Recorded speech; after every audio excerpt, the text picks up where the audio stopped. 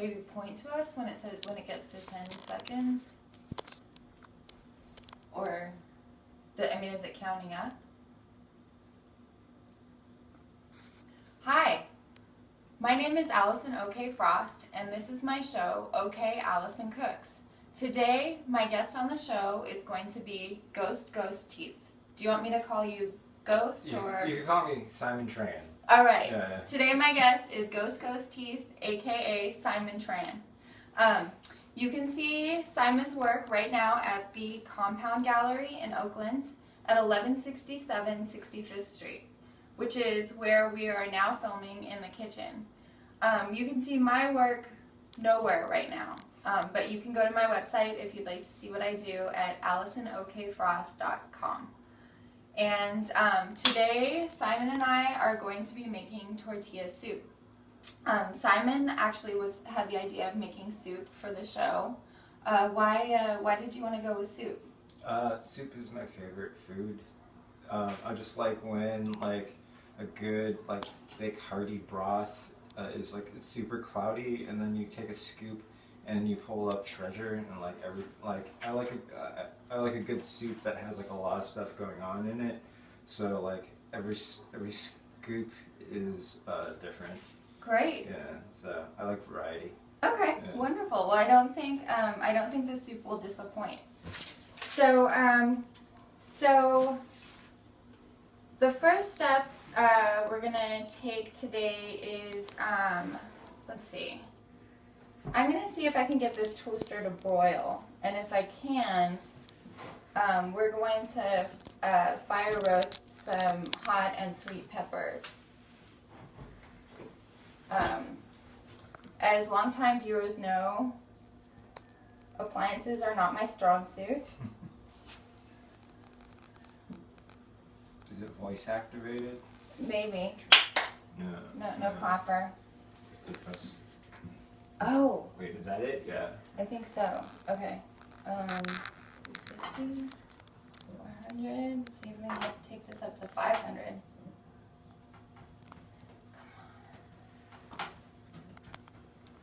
Looks like it's only 450. Okay. Well, wait. I think you have to turn it to broil, or is that? Yeah, there you go. 450. Yeah. All right.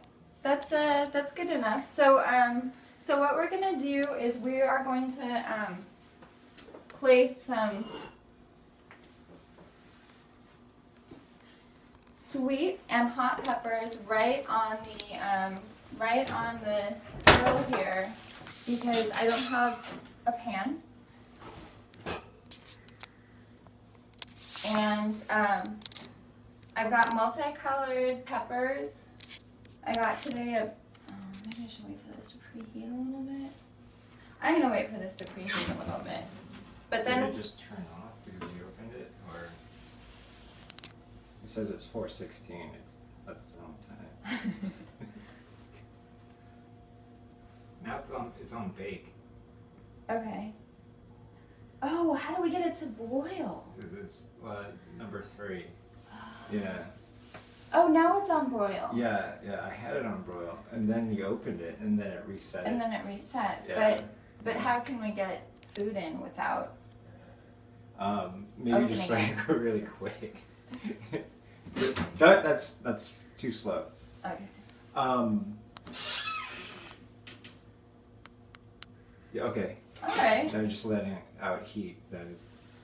Wait. No. Wait. Does it still say broil? It says power. It says power. Yeah. So this is what you do on your show. You just figure out. We just try to figure out how to. Yeah. That's not a show. That's my life. Yeah. All right. Well, why don't maybe let's just, put them in. Okay. And then. Oh, and then turn it on. And then turn it on. Yeah. Before you do that, can we get a close up on what's going on down in there? So Allison, tell me, like, what assortment do you have down here? So like, this is an authentic studio toaster. Yeah. This is used by about 40 people on a daily basis. I would say definitely Boyce in particular probably eats toast every single day. Yeah. I've also seen a lot of people get the cookies from Farley's next door. Yeah. And put those in here. So we've probably got some cookies, some I'm gonna guess someone here is gluten-free probably. There might be some like corn or rice flour. Yeah, bread. so all of those flavors are going to seep into our peppers that we're broiling? Yeah. Oh, okay. I like people not that were I can hear you. over What? 10 years younger than me. Uh-huh. Yeah, it's like having that... Yeah, it should be. Are we not streaming?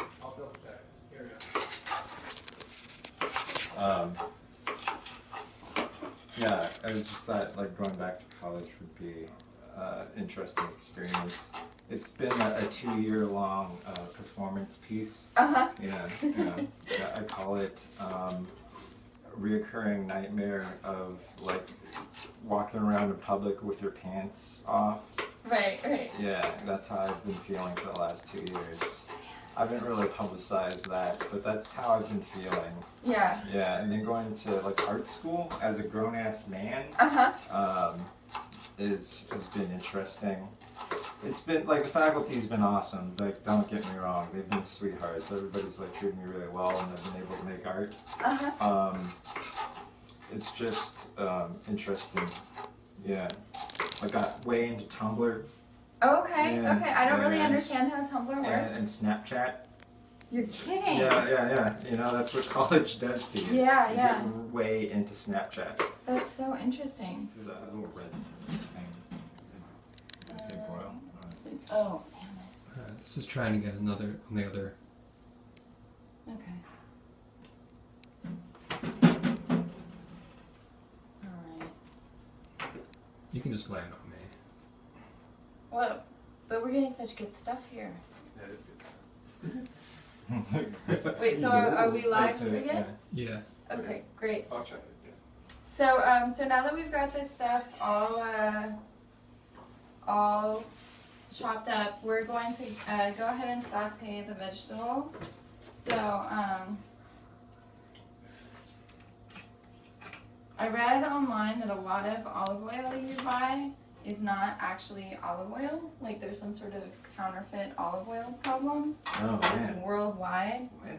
What is that oil from then? It's like just other vegetables that make oil, peanuts, and So it's not olive. Like so, people with like nut allergies have been like. well, maybe not consuming- peanuts.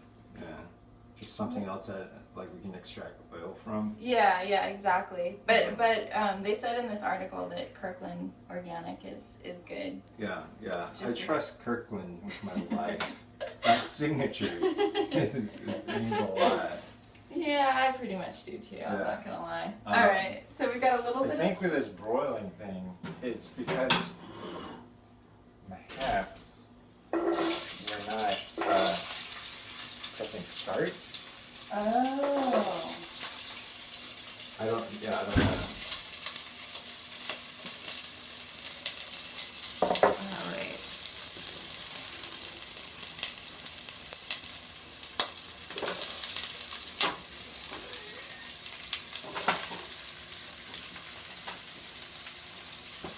So we've got some really beautiful colors happening here.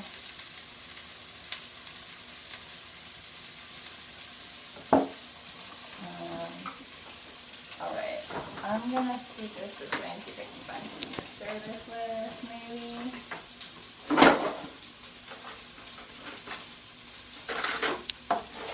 Alright, Smells really good, Alison. yeah.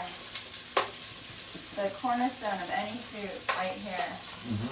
I think we should add some garlic though. Okay.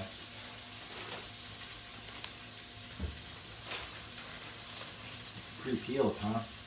Yes. Yeah. Kirkland. Oh, no way. Really? Kirkland? Okay. We should mention our sponsors. Yeah. Costco. This program is brought to you by Costco. Man, that would be amazing. Mm-hmm. Chicken bakes for days.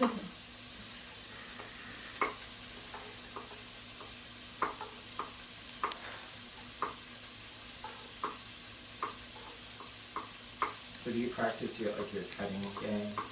Like just the way that you cut? Like do you have different techniques? Or? Not really. I've always, ever since I saw Goodfellas, which keeps coming up, Yeah. I've wished that, you know, I could cut garlic really thin with a razor blade, but I don't have the patience. Yeah. I haven't seen that movie in a long time. I don't remember most of that movie. Well, maybe I haven't seen it then. Oh. Well, I don't remember. What happens? With So the razor so they blade? go to prison, Uh-huh. and they make pasta sauce every night. Uh-huh. Yeah, I haven't seen Goodfellas. Yeah. You should see Goodfellas. That was Goodfellas, right? With the pasta sauce? Okay. Yeah, I highly recommend it. Uh-huh. It's not actually about pasta sauce. It's basically a cooking show Oh. with some murders. Sounds spicy.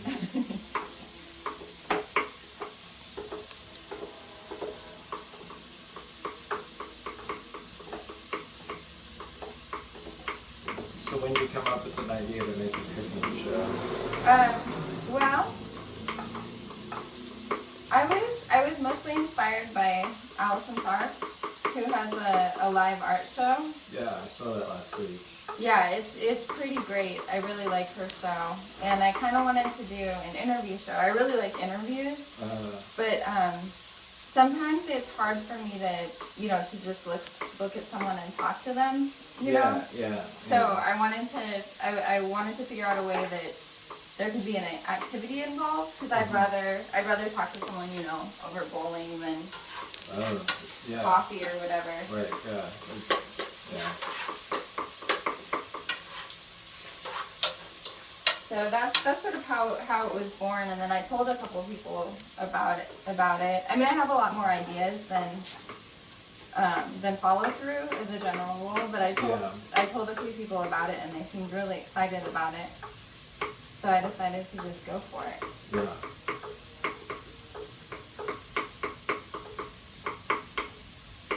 Do you cook a lot?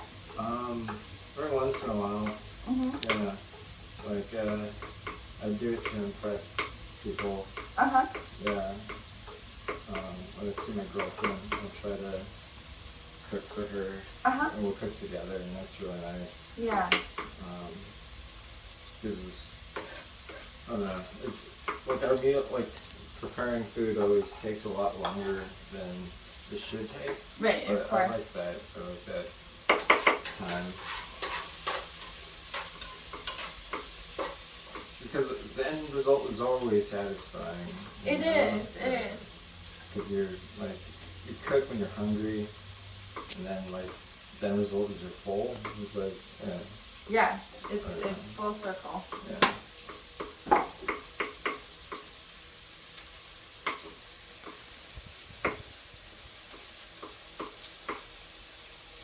So I'm going to toss these in.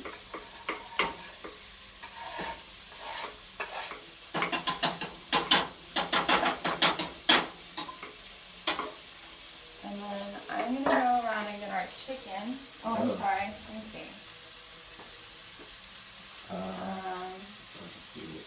That's it. Live television, folks.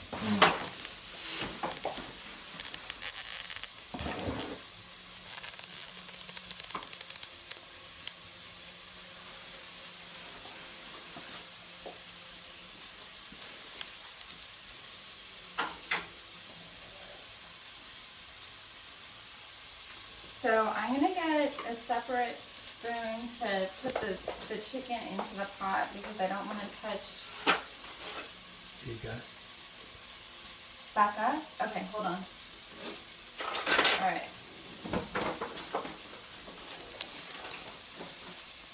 Great. Okay, so I'm gonna add some cumin. You can basically add cumin to any. Oh, thank you. You can basically add cumin to anything, and it will make it smell a little bit more like body odor and taste a little bit better, if you ask me. Wait, what are you saying? It makes it smell less like body odor? It makes it smell more like body odor. Huh. If you're looking for ways to make your food taste smell more like body odor. Why would you want that? Or maybe, am I just dumb and like it's just like that's not what I think about when I think that's what most people think about when they think of a delicious meal. like it smelling like people? Yeah, like armpits, pretty much. You smell it? A little bit? Oh, yeah. It's not unpleasant, right? But it's a little bit body odor. Right, yeah. I'll be attracted to that. Alright, so I'm gonna use my chicken spoon to put in my chicken. And basically what we want to do now is brown the chicken on both sides. Or at least one side.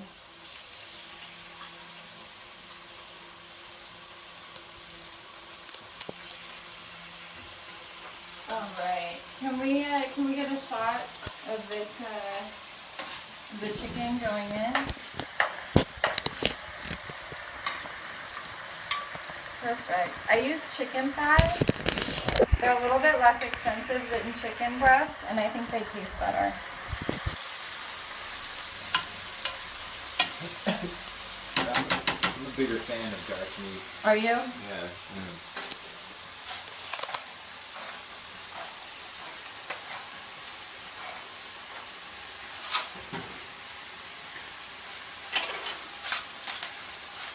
What kind of salt is that? It's pink Himalayan salt. What is the difference between that and white So salt from the valley?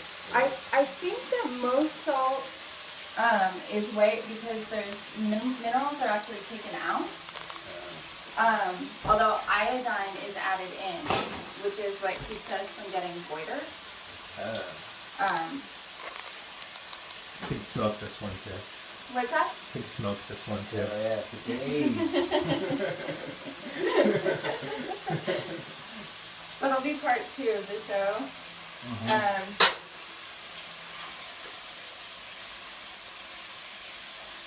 But I've heard that the Himalayan pink salt has more minerals.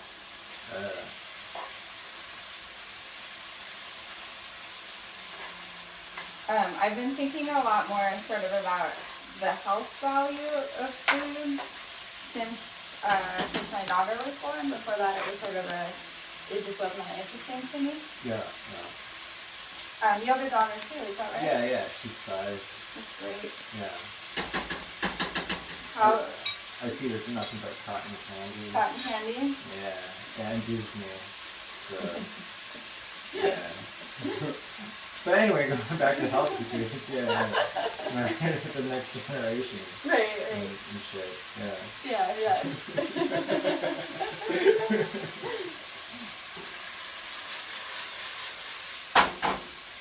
I don't know. I don't think sunblock was even invented until we were in our 20s. Yeah. So we're fine. Yeah. Although, my daughter doesn't leave the house, like, unless she's, like, lathered in that. Really? Yeah.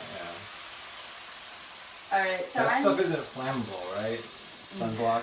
That's a good question. Yeah. I haven't tried lighting a daughter on fire. That's good. That's good. That's solid parenting. Yeah. Thanks. Alright,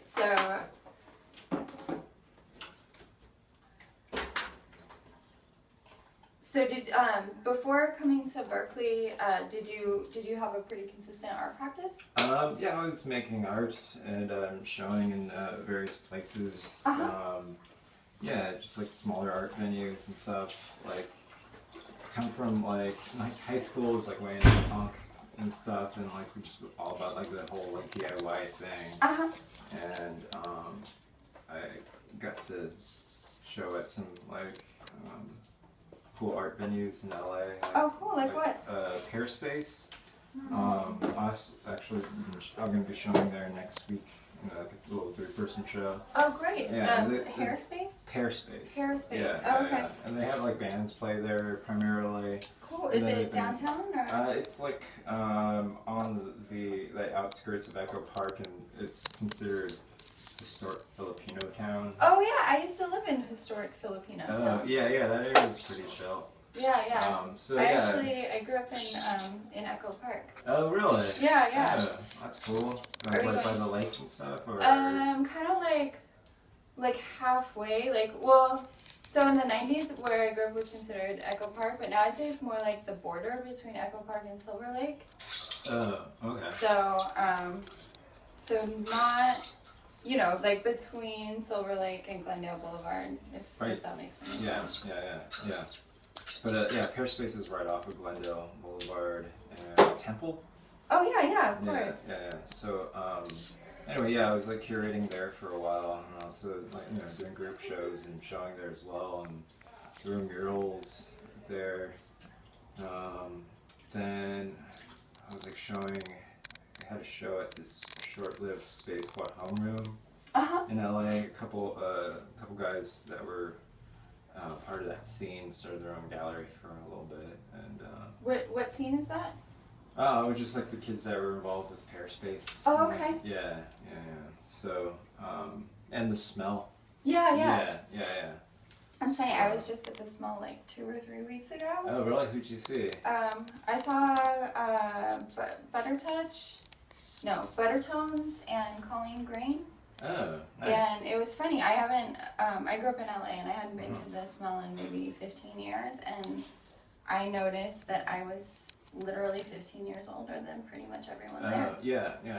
You want them to you just settle down, or just hey, put a jacket on. Right, exactly. You're revealing way too much. Yeah, like all those kids from Loxa and shit. I went to Loxa. Oh, did you really? I did. Yeah. Huh. Art kids. Yeah. That's cool. Yeah. But anyway, I was doing shows around there, and I also had a show in Seattle at the Vera Project, which is pretty much like the mecca of DIY art venue spaces, band art kind of thing. Cool. So I was pretty stoked to show with them. So I was just doing that and involved in the arts in that way. Then I just decided that I wanted to broaden my community. Yeah. And just going back to school seemed like the most logical thing to do. Yeah. And it's kind of interesting that you decided to leave Los Angeles, where you did obviously have a big community. Yeah. Well, I mean, it's where my daughter lives up here, and I was just coming up here once a month and to visit her was just not enough time with her. So coming back to school was a really good opportunity to be here and to try to make it work up here. So yeah, it's been good. That's great. So there's not as much money in the arts in the Bay Area as there is in LA, huh? Yeah, I mean, that's what I hear, and it's kind of how I feel, but I don't know. I mean, it's been good to the show here at the compound. It's been really nice, and it's good to work with them. So I don't know. I think it's just it's a good community. Yeah, I it's agree. really supportive. I'm just glad to be a part of that. Yeah.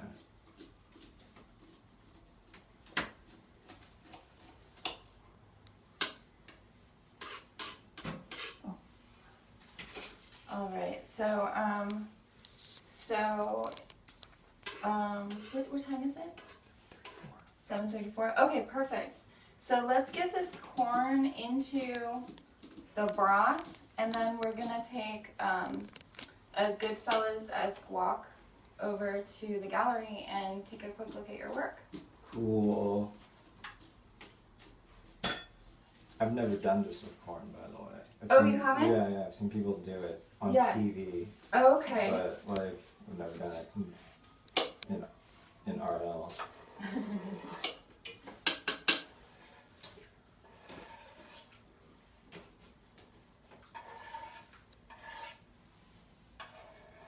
How'd you get hooked up with the Compound Gallery?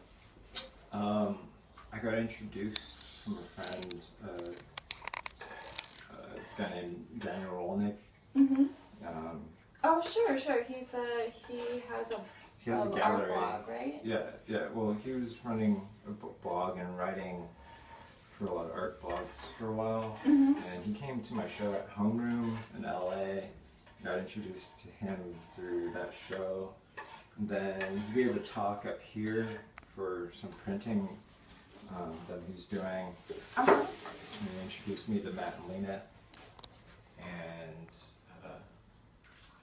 yeah, they liked my work. Yeah. And we talked it out, and now they're representing me. That's great. So I'm really stoked to be here. Yeah, it's been nice. Alright, so I want this to simmer while we're gone without boiling over. So I'm going to turn it down to like a medium. So let's rotate our cutting table 90 degrees. Let's see. And then we'll try to take a walk. Heiko, do you want to walk forwards or backwards? Backwards. Backwards? Okay.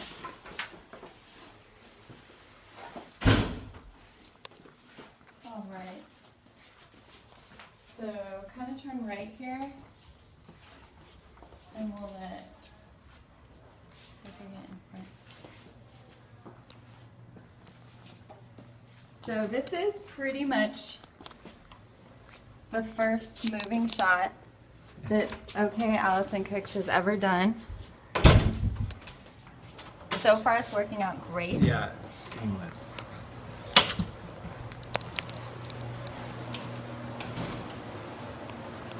Right now we're walking through the wood shop. Should we detour through ceramics? Why not?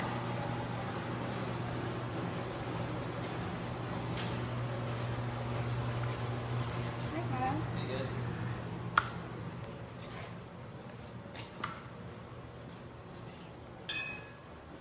We're just walking normal.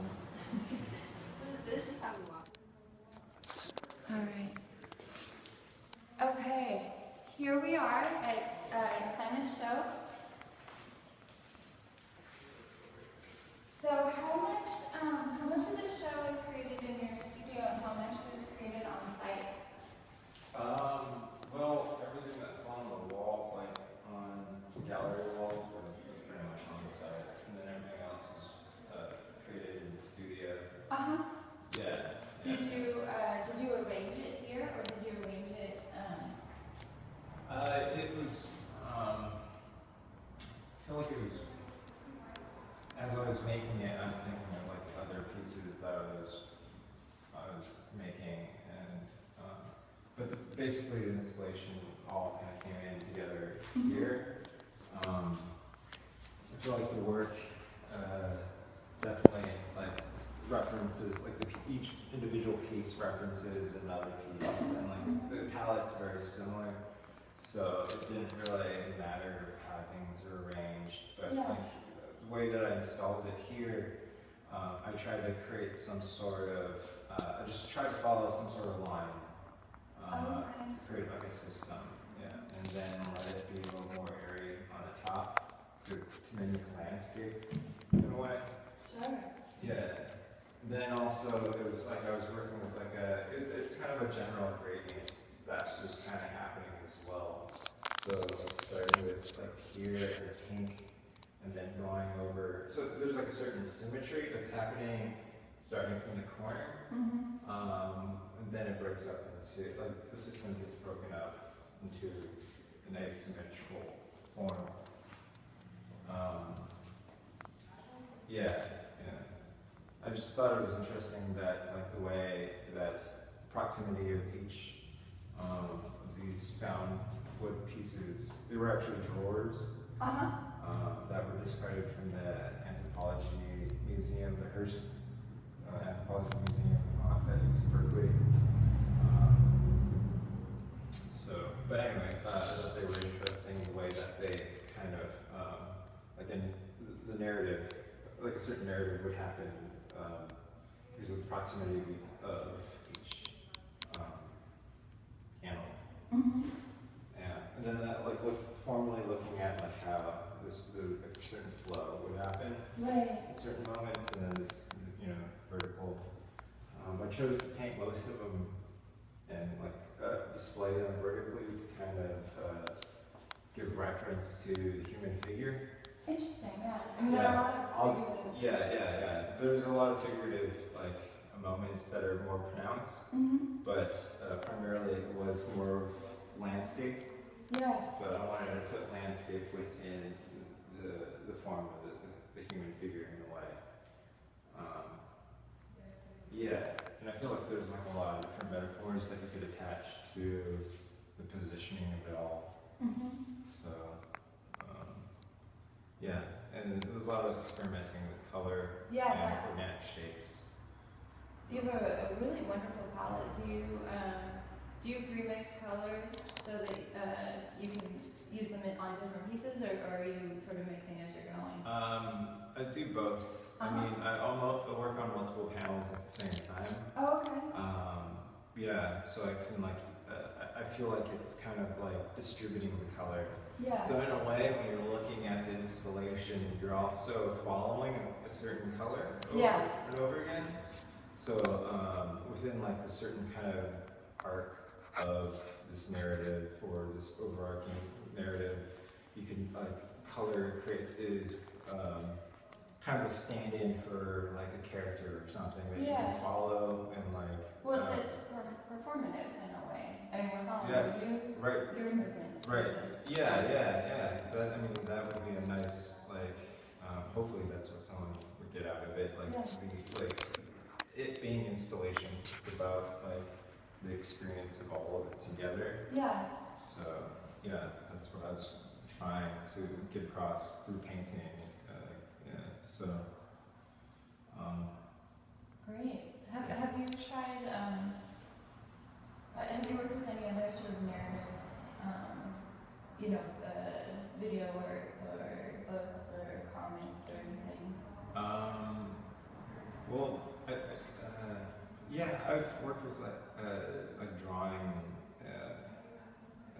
but it's primarily been painting that I've been focusing on for the last couple of years. A few years, really. Yeah, I've been painting, and I feel like I'm trying to push it to painting as an installation form in itself.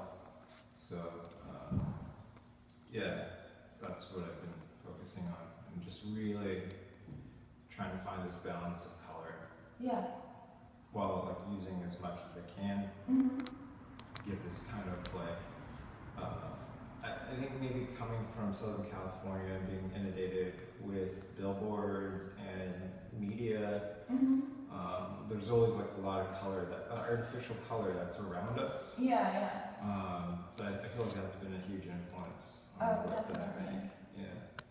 And having it all together in this contained space gives us a kind of cacophony, and it's just, I think it's really punk. Yeah. No, it's you have a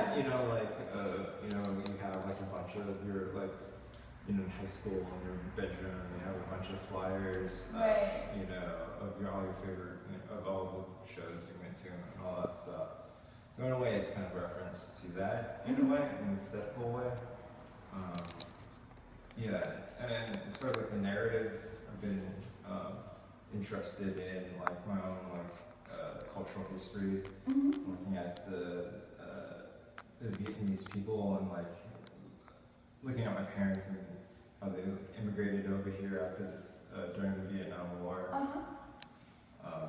And then looking at the Vietnam War and seeing how there's like the relationship of color and the color used in the Vietnam War it was regular herbicides that were used during that time. So there's this kind of like color has a certain different symbols that I've been following. That's really interesting. So all of that is what makes up my art. It's not just like one thing, you know? And so I feel like that's just the beauty of art in general. Is that it will always Yeah, absolutely.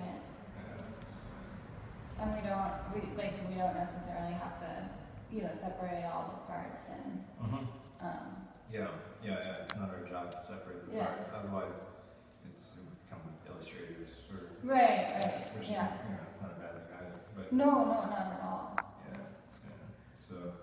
All right. Well, let's see how our soup is doing. Do you want to walk backwards, Heiko? Great.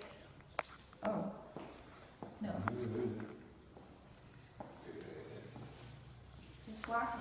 Have people walk. This is how I walk. Don't look back or forward. Alright, so I guess I'm just looking back all the time. Cool.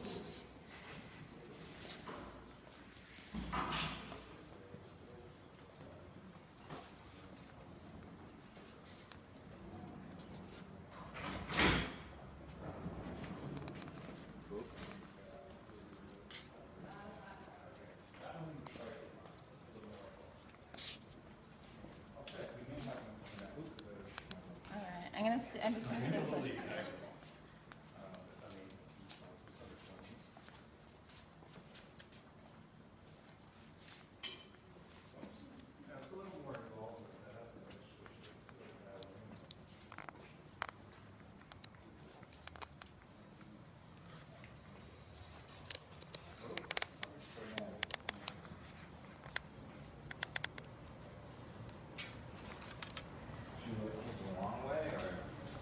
Let's go through the wood shop.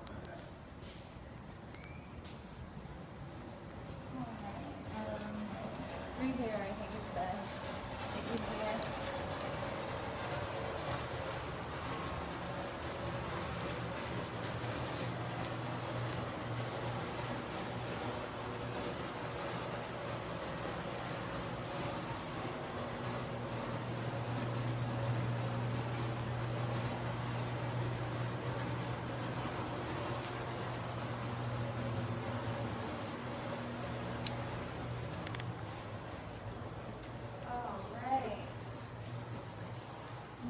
Great.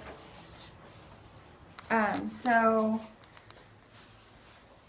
Look at our peppers broiled. so exciting. I'm gonna move this, and we're gonna pull these out and let it.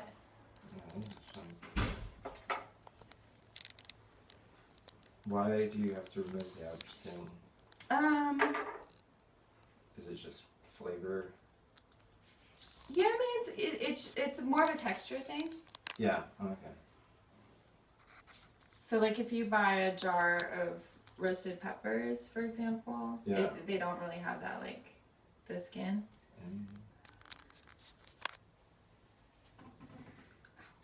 Those are a little hot. It's fine. It's fine. We're Smells tough. good. We're artists. This is just gonna fuel my work. Yeah. So.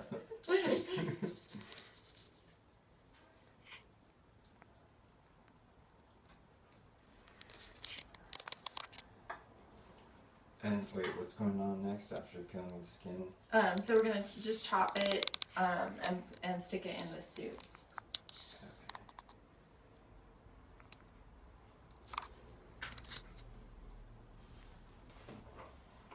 So, and I don't know, we might not be able to skin all of them. We might have to put some in with the skin, which will be fine. We'll all live because we're getting towards the end of our show here. Okay. And I want to mean, there's no show on after. It's okay if we go a couple minutes over. But I want to respect your time and. Oh no, I'm happy to be here, Allison. It's fine. We can cook for the rest of the night. Awesome. How's that sound, Heiko? No? No. We have a sitter tonight. Oh really? Oh, okay. Yeah.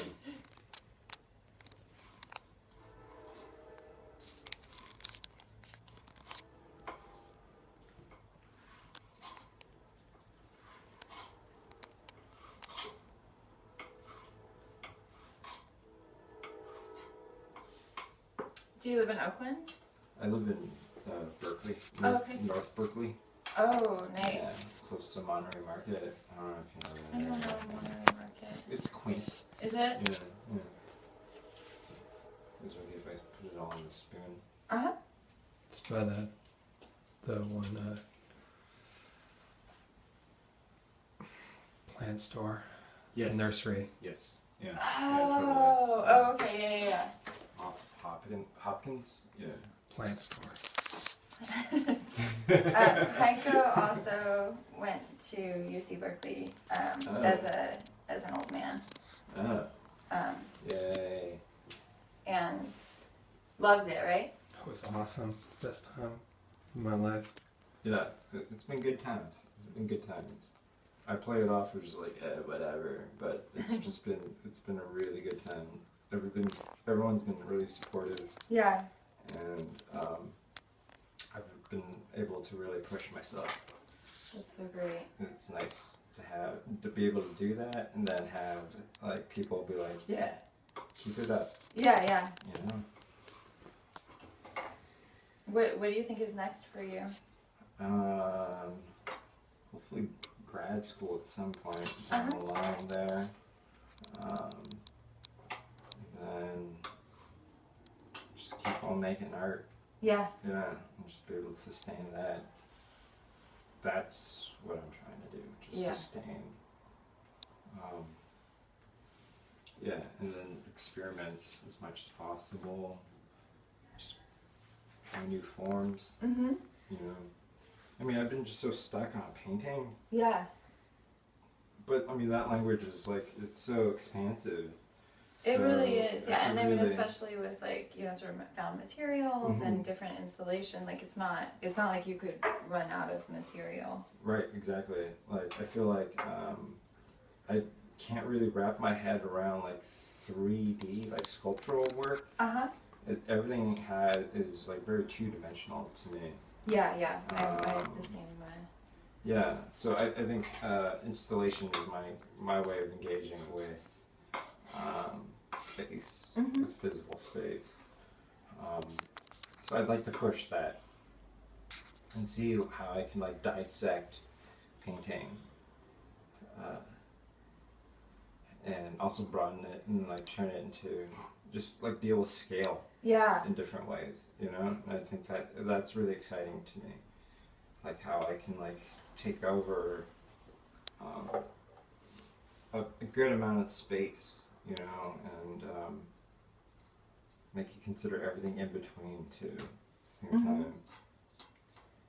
That's my goal. Do you know about the Recology residency in San Francisco? Yeah, I haven't applied to it. But, I think that would be good. That would be a cool place for. Yeah, that'd be really awesome if I can manage that. Because it'd be nice to just, like, part of my practice, or majority of my practice is just working off the cuff and just working with whatever materials is right in front of me or whatever I can, like, find, you know? Yeah. Like, I really, like, I think it's because of my dad and, like, him, like, growing up in, like, the flea market kind of community and like, that kind of culture. Like, you're just always, like, going through people's junk, basically, to find some sort of, like, treasure, you know? And, like, that's how I, like, just to find, like, a surface that I can paint on, like, a really flat surface, means a lot to me. Of course, yeah. So, yeah.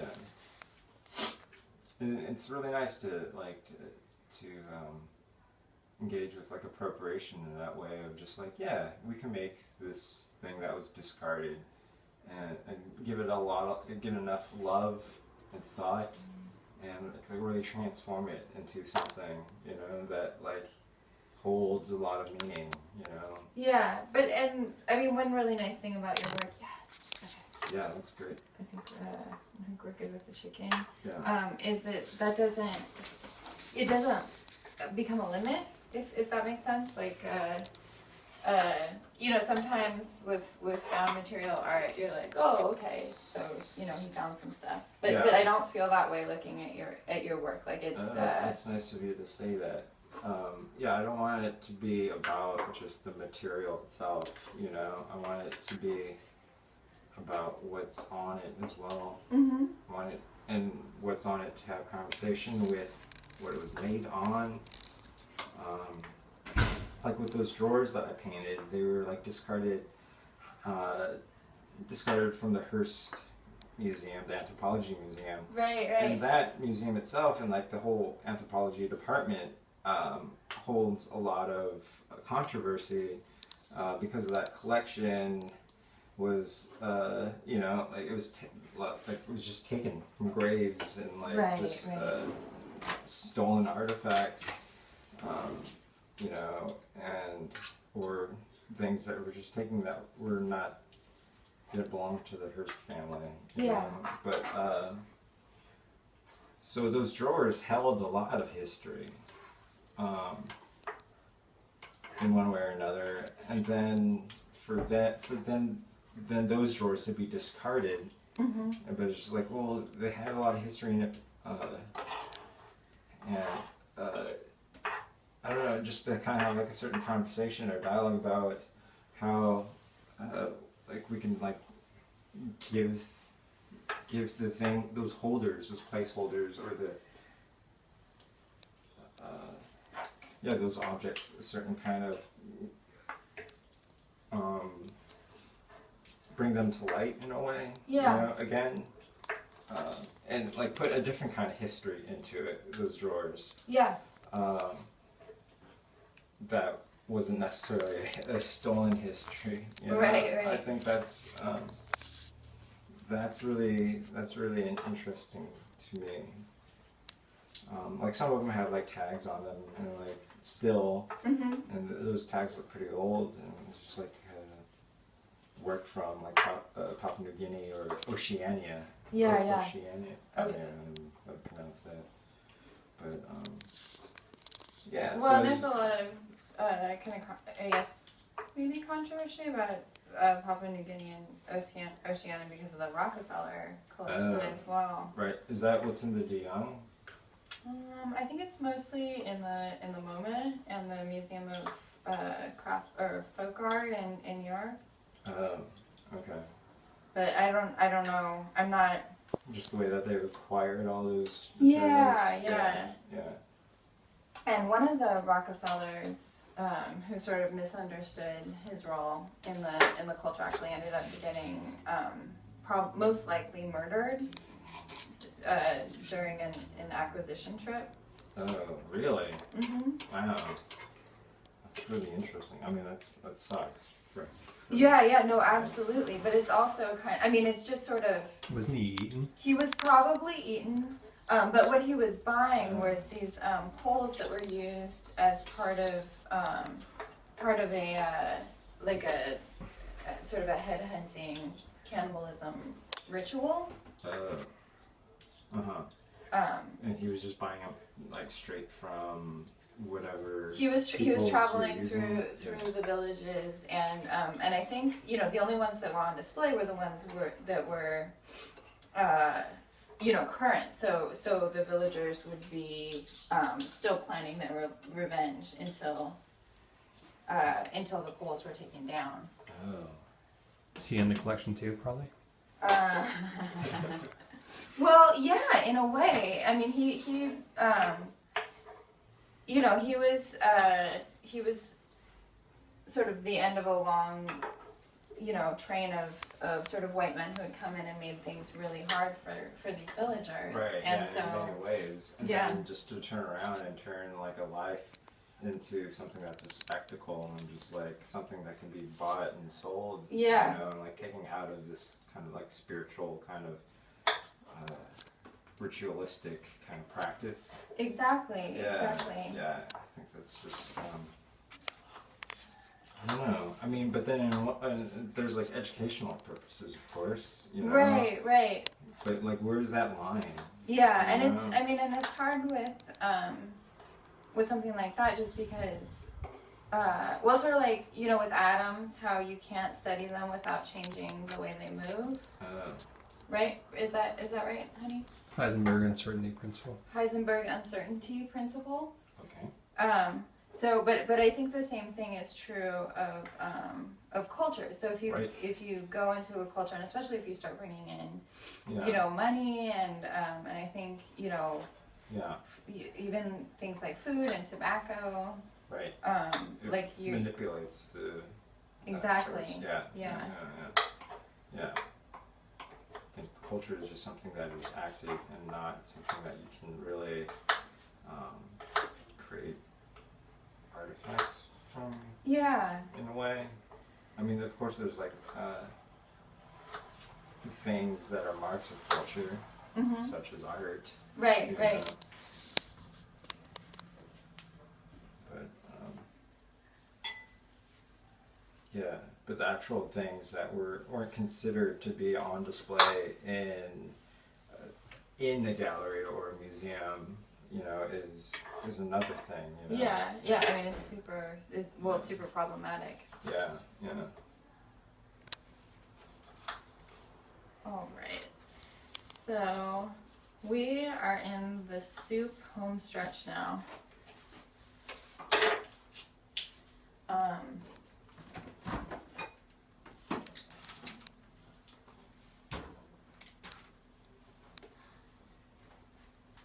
This avocado is. I don't know what to do with avocados. Oh, okay. We're just gonna slice it up and kind of throw it on the top after we put the soup in bowls. Does that help at all, or? Yeah, I guess. I mean, it's kind of an avocado schmear. That's totally fine. That's my bad. Sorry, guys. Not at all. I was at Berkeley Bowl today getting the stuff that we needed, and I came like this close to buying a bag of 9 avocados for $1.39. No way. What? But I mean, but I wasn't sure like what we would find when we opened. It was like a brown bag? Yeah. Like, do you go to Berkeley Bowl at all? No. You can. They have like a whole section of like stuff that we have to throw away today, basically. Okay. So you can get like a bunch of really, really cheap stuff and then make soup, for instance. Right. But I didn't want to be on live television when we cut open like a bunch of brown. Yeah. All right, so I'm gonna grab some bowls from the dish drainer. We need a towel. Yeah. Hun, can you toss Thank you. Boom.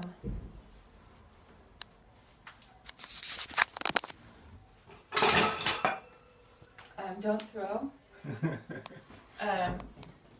Can you maybe go into common dishes? There's a really cool bowl that Matt made that I thought would be nice to use. My God.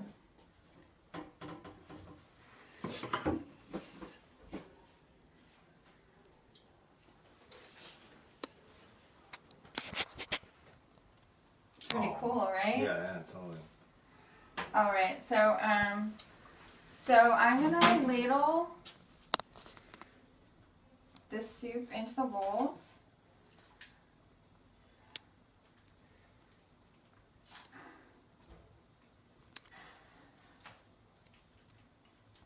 It smells really good, Alison. Yeah, I think it's gonna be really good. And I'm gonna put some. I like differences in texture, so I'm putting some raw radish in just because I think it's nice with the sort of mushiness of soup. And let's do a little sour cream swirl. Swirl. This is not a beautiful swirl. That's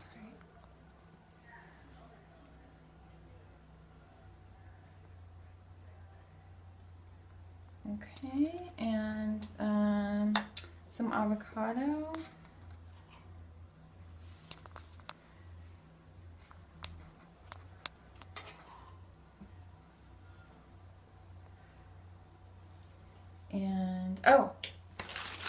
And panela cheese. I don't know if I'm saying that right. Did you take Spanish in school? No, I took French. I did too.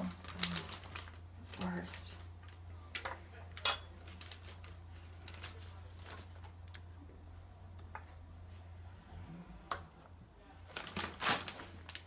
Oh, thank you. Nice catch. Okay, so I love cheese and soup. It gets a little bit melty.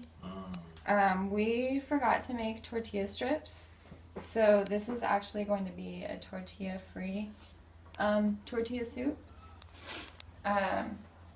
Just we're improvising, folks, and all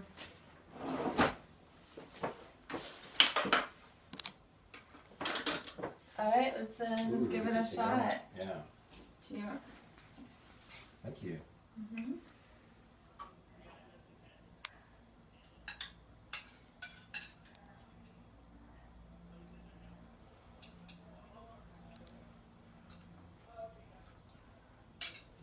It's pretty good. Mm-hmm.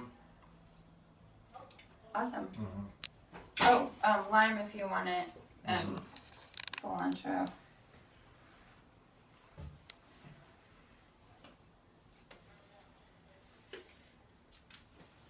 Thank you.